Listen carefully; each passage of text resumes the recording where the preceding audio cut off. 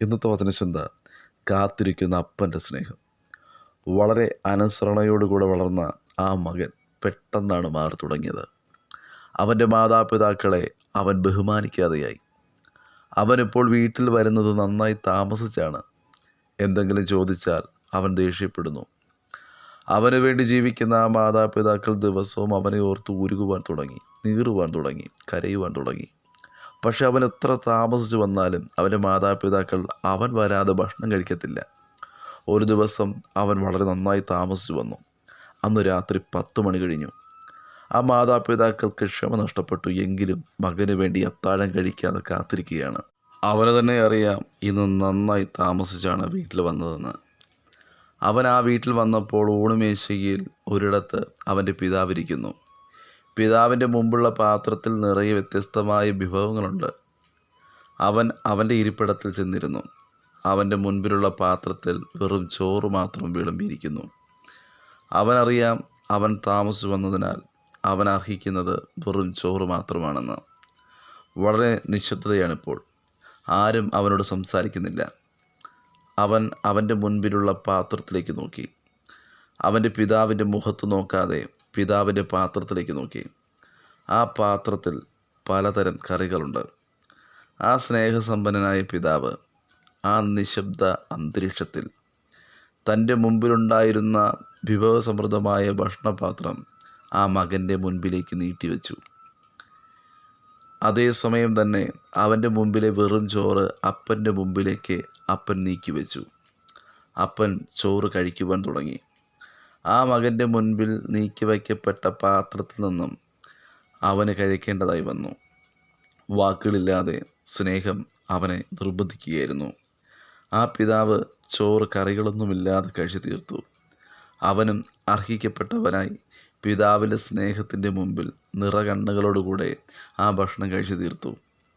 സ്നേഹത്തിന് മാത്രമേ കോപത്തെയും അനുസരണക്കേടിനെയും തോൽപ്പിക്കാനാകൂ.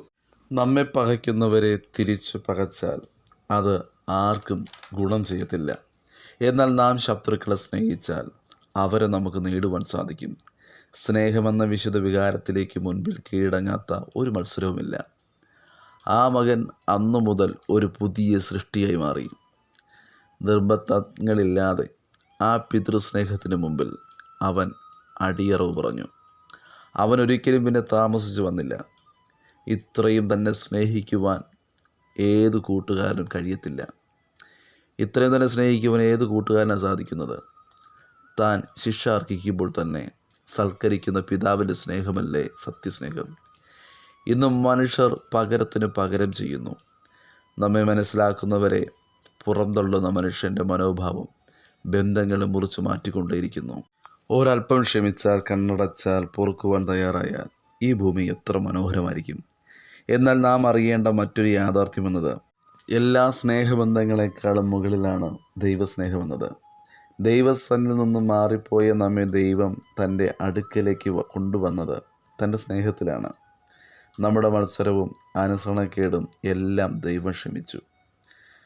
സകലത്തെയും ദൈവം ക്ഷമിച്ചു നിന്നത് തൻ്റെ സ്നേഹത്തിലൂടെയാണ്. സ്നേഹമെന്ന ചരടുകളിലൂടെയാണ് ദൈവം നമ്മെ ബന്ധിപ്പിച്ചിരിക്കുന്നത്. നമുക്ക് വേണ്ടി ആ സ്നേഹം കാത്തിരിക്കുകയാണ്.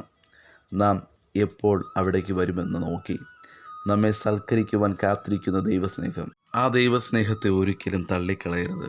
നമ്മുടെ ശിക്ഷയും നാം അർഹിക്കുന്ന മരണവും നാം സ്വീകരിക്കേണ്ട ന്യായവിധിയും ദൈവം ഏറ്റെടുത്തു. ആ ദൈവസ്നേഹം നാം സ്വീകരിക്കുകയും മറ്റുള്ളവർക്ക് ദൈവസ്നേഹത്തെ പകരുകയും ചെയ്യണം. കാൺമിൻ, നാം ദൈവമക്കളെന്ന് വിളിക്കപ്പെടുവാൻ പിതാവ് നമുക്ക് എത്ര വലിയ സ്നേഹം നൽകിയിരിക്കുന്നു. അങ്ങനെ തന്നെ നാം ആകുന്നു. വചനം ശ്രവിക്കുന്ന പ്രിയ ദൈവജനമേ, നാം അന്യോന്യം സ്നേഹിക്കുക.